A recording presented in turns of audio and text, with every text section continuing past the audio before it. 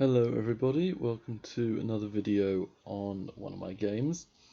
I've just finished playing a match in the Four Nations Chess League and thought I would do a video on it while it's still fresh in my memory. In this game I was white. I was playing a person who is, on this site he's 1963, but in English ratings it's the equivalent of about, his rating in English ratings is the equivalent of about 2050 FIDE. So not as strong as me potentially, but he could be improving or just be having a good day. So I can't take this game lightly, and the game is 45 minutes with a 15-second increment throughout.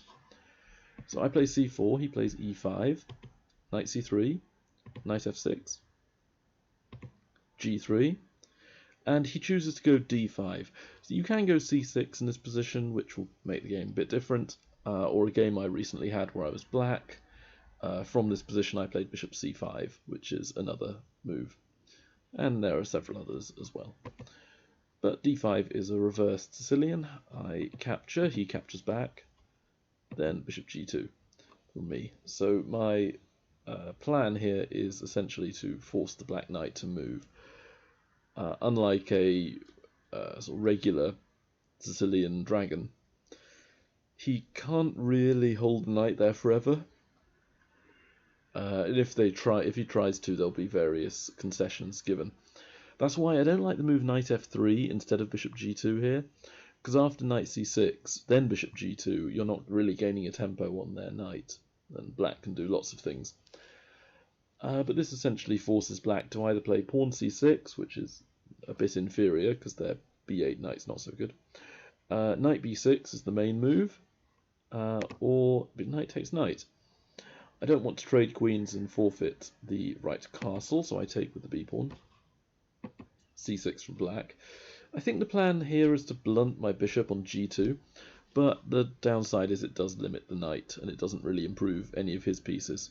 So I'm not sure of how good that move is. Now I wanted to go knight f3 here, but the thing is that black can go pawn e4, and that could be a bit awkward.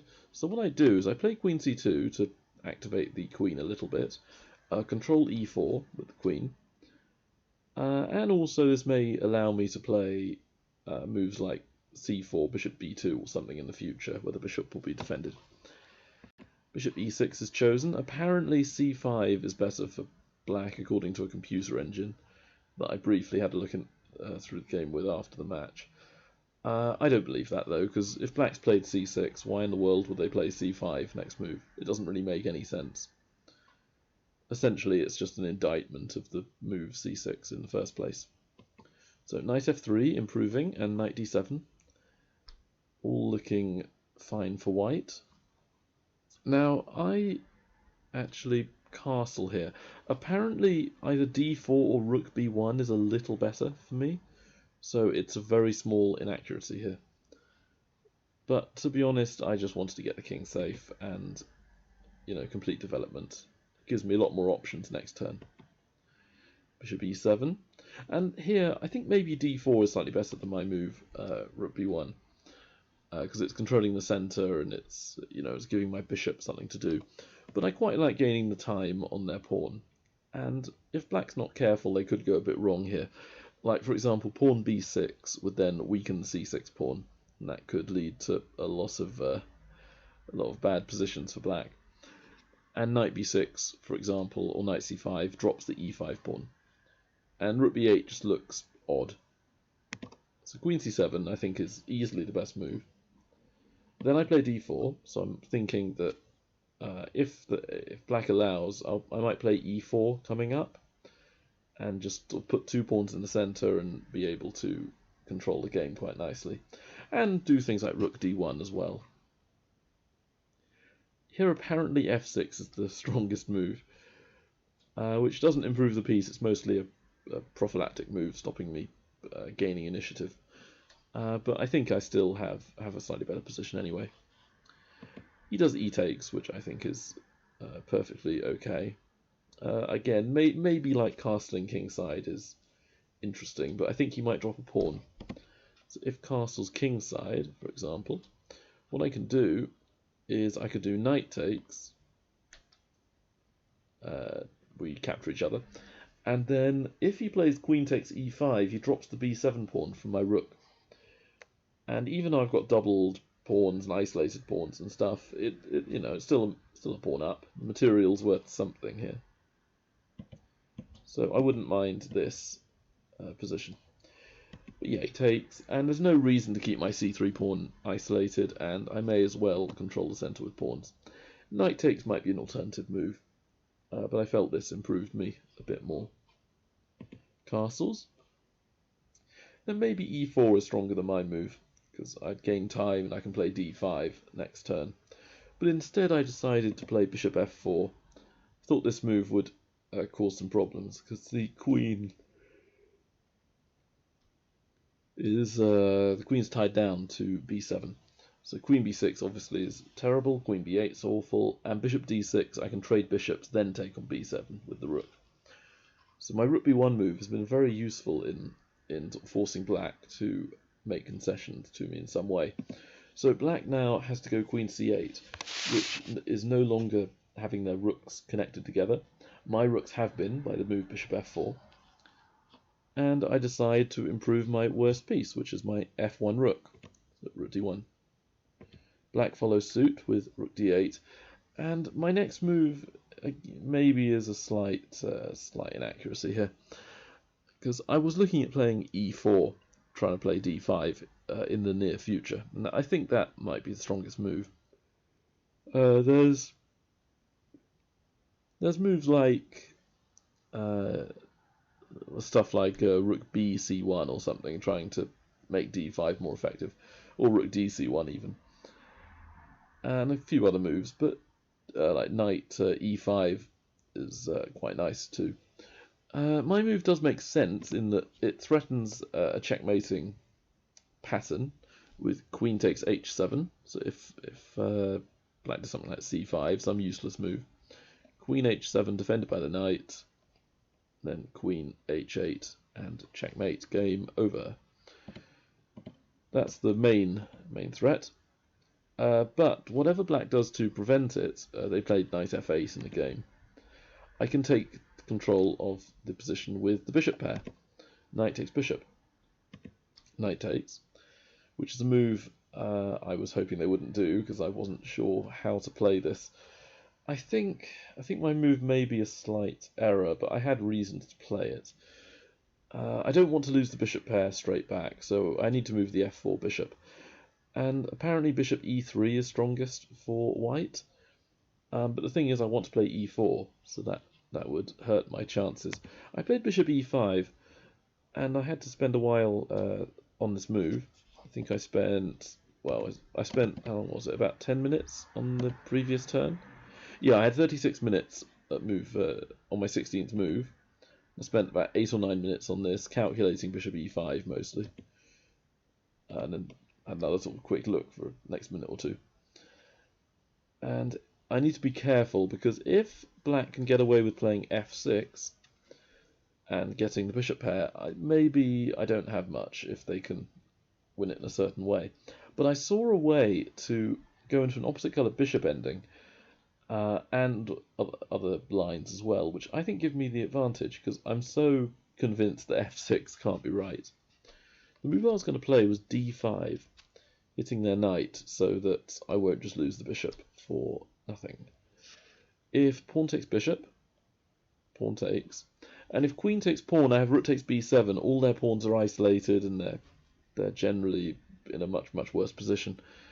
So if they do a move like, I don't know, rook b8, just something that doesn't really help them in any way, I have all sorts of things like there's queen c4, which is quite nice.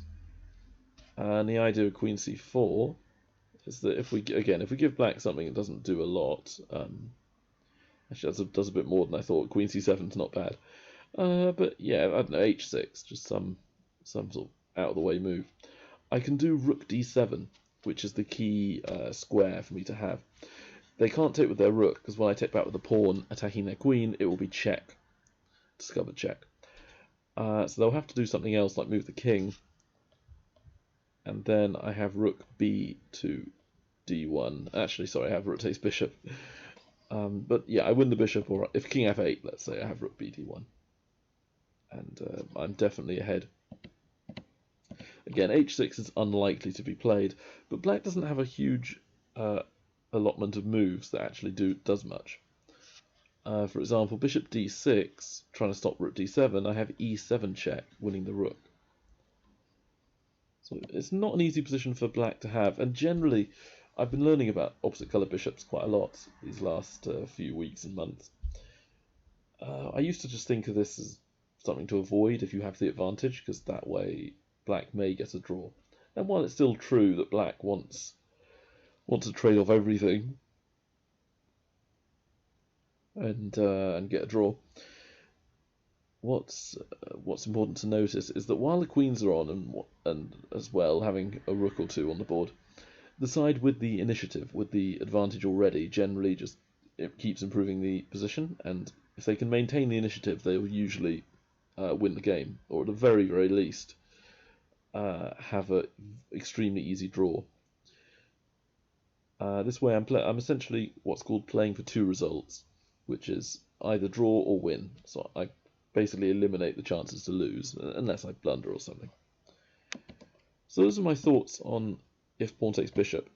If after d5, if black does something like knight c7, let's say, I could go into the same type of position with trading the dark square bishop for the knight, and then I just win a pawn or two with d takes c6. That could be quite nice, but I also might, if I want to, play d6 myself, which looks interesting. Then pawn takes bishop, pawn takes e7. And my bishop will be much better than their knight in the ending, and I'll have a very strong e7 pawn, which I may be able to keep for a while. But the thing I'd analysed the most was pawn takes d5. Here I was going to do queen takes queen, rook a takes c8. Then I was not going to save the bishop because I'm a pawn down, so I was going to take on b7. If they took me, I can take on e7, and a rook on the 7th is I think it's worth like an extra pawn almost. And their knight's attacked, and both their d and e pawns are under fire from my rooks and bishops and things. And you know, black has so many hanging pieces and pawns that I should win another one at least in the next move. And that will give me a pawn up with the advantage and the initiative. The bishop and knight, bishop versus knight, is also very favourable to white.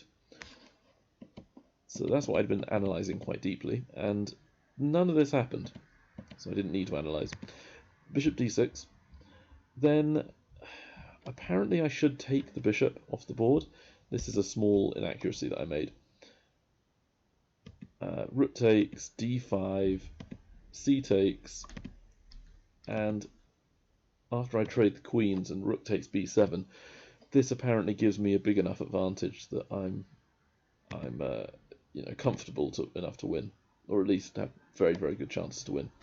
And if black tries trading rooks, rook b8 check, and then I can trade off one more set of rooks and do apparently f4, which I'm uncertain I would play in a real game. Probably bishop takes would be the move I would do, and then I have some threats.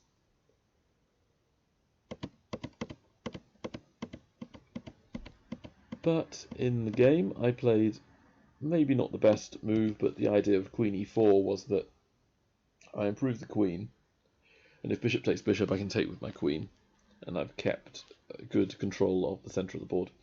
And also it prevented any sort of weird tactics of knight takes d4 and stuff. You know, I defended d4 pawn. But the trouble with this move is that I can't play pawn e4 like I wanted to play. So I think queen e4 is a mistake, or an inaccuracy. I should take the bishops off and then do what apparently the computer likes. But I can't play that well. So knight e7, I think a really interesting move. The idea here is to go knight d5, making sure that my pawn is blockaded on d4. While the knight's not going to be there permanently because of my pawn e4 ideas, it can definitely slow down my initiative and allow black to regroup the pieces. So here I actually took the bishop and thought I was fine after queen f4. I thought that the rook was going to go back to d8, because if it goes to d7, bishop h3, and d5 I take it. So I thought rook d8, and then I could play e4, and if black tries doing a fork on my queen and pawn, I can drop back. And I've got excellent control of the centre and just a generally better position. The move I'd missed was actually rook f6, hitting the queen, which I should have been more aware of. Now, interesting position here. Where would you put your queen as white?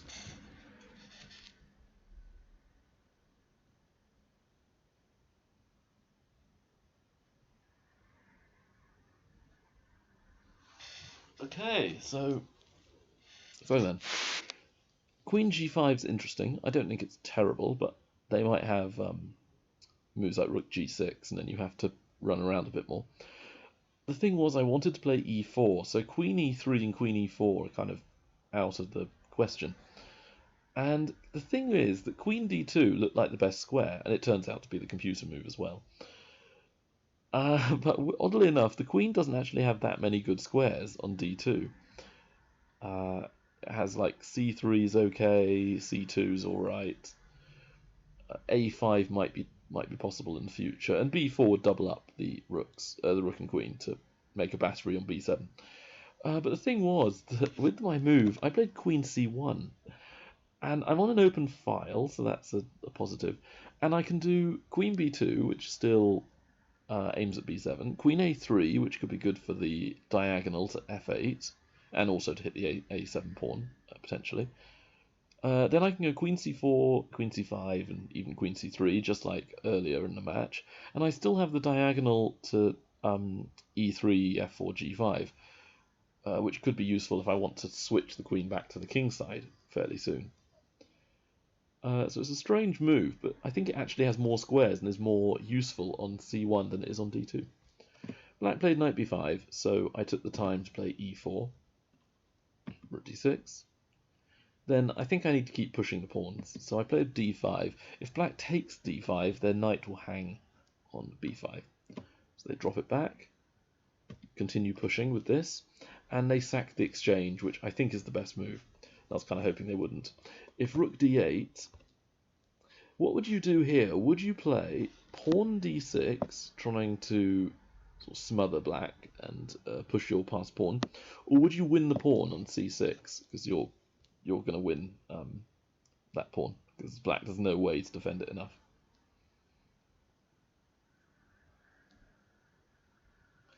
So I think the material is less important here. I'm sure it's still winning. You know, white's probably like +2 or something if you do pawn takes pawn, because you'd be a one pawn up, and your bishop against knight is probably worth like a third of a pawn or so. Plus your advanced e5 pawn could be useful in the game as well. It's worth another little bit, like 0.2. So that's about 1.5 already. Plus white's pieces are just so much more active than black's. That's another sort of 0.3, 0.4, I reckon. And it may not look like it yet, but I think I may get initiative on the king relatively soon. So my king is actually safer than their one. So that might be the extra sort of little bit that would convince me the position is maybe about +2. But my plan was to go d6. I just thought I was completely shutting in the black pieces, and if knight I don't know, e6, let's say, I might be able to shove f4 and just barrel down the centre of the board with my pawns. Play f5, e6, and completely squash him. It's not a pleasant position to have when you're black. You know, again, maybe you might have chances if you can somehow, you know, get rid of one of those central killer pawns, but that's extremely difficult to do. In the game, sacking the exchange looked better because I have to take, and now there's a few interesting features of the position here. I've got a weaker king than black does right now. I've got weak light squares. It's a pawn and a bishop for a rook, so it's only really 1 point at best that I'm ahead by. The d5 knight is very active in the center of the board. It's totally anchored to d5 by their pawn. I have no way of removing the c6 pawn, or even b7 pawn, to try and undermine the knight. So I have to work around it. And I think I still have initiative, because they've only got one active piece, which is the knight. But if I'm not careful, they could slowly improve the pieces up to the point where it may be a draw. So I moved the queen up. I thought that worst case scenario, I could do rook takes knight, and then win back the material that was sacrificed in the future. If I could say win the b7 pawn and then sack the exchange, I'd be in a simple ending where I'd be ahead. Queen d7 was played. And here I didn't want black to ever have the move b5 and then a5, trying to get a lot of sort of initiative going on the queen side with their pawn majority. So I played a4, trying to kind of lock down black's position, and then I can slowly overpower them with the rooks. a5 was played, so this move is indicating that black may still want to kind of shove b5 if they can have enough support behind it. And if I let them do this, it could be really, really bad. Two connected passed pawns quickly coming down the board. With only the exchange ahead, I may end up possibly losing, or maybe drawing if I can play accurately. So I don't want b5 to work. I play queen c5. What this move will do is, if they go b5, why is that a bad move? What do I have in this position?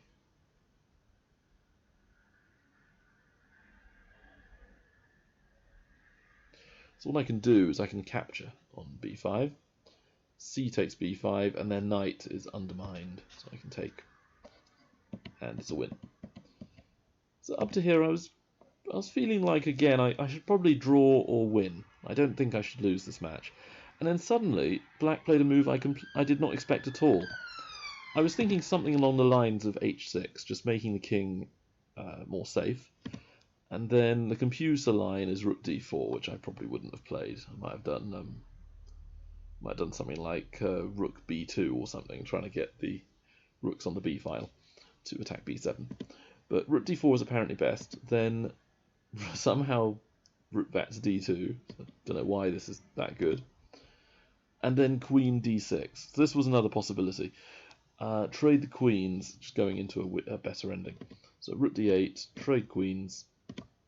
Then something like f4, just anchoring all the pawns together on the king side, and slowly sort of infiltrating with the king, the pawns, and the rook. So, for example, I could do things like rook db2 later on, or bring the king to e4 when there isn't a fork on c3, and that might be okay, but it's not an easy position to play. One feature is my kingside majority, so f5 is also potentially a move.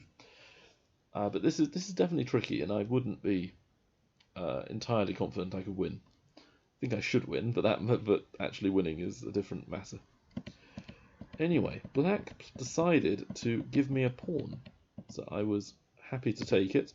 Apparently my best move is queen a7 to go for b7, but I see a pawn, so I take it.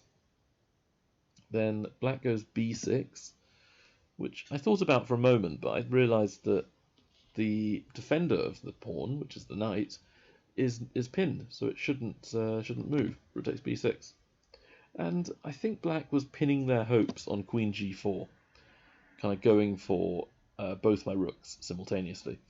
But the problem with this is that even if I lose the exchange, I'm still going to be ahead because he's given up all these pawns. But I didn't see why I shouldn't save both rooks. There's no reason for me to do anything rash at this moment. So I dropped back with rook b6 to b1, saving the b6 rook and using it to defend d1. And it's possible black missed this, but his next move was unfortunately one of the worst on the board. Knight to f4, one of my favourite expressions after Ben Feingold's popularising the expression knight f4.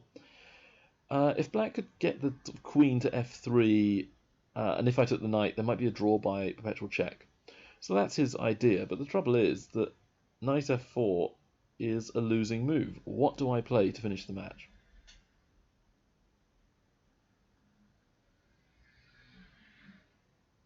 The move I do is Queen D8.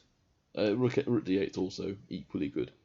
And he's resigned because if he were to capture me, which is the only move, I can checkmate on the back rank.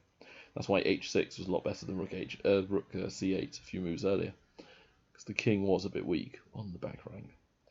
Overall, not a bad game. I think my opponent did allow me a bit too much initiative and sort of freedom to do what I wanted. So I never really thought I had a troubling position. I always seemed to be ahead there. And what's incredible is that the computer analysis of this match, I'm not sure if I can change the settings or not, because it doesn't take a long time to analyze the match. So the computer probably isn't giving me the best information it could do. But my sort of record for this game was I only made 2 inaccuracies according to the computer. Although an inaccuracy, I'm not quite sure what it technically counts as. If it's a move which is like 0.5 less good or more than the best move, then it's not that impressive.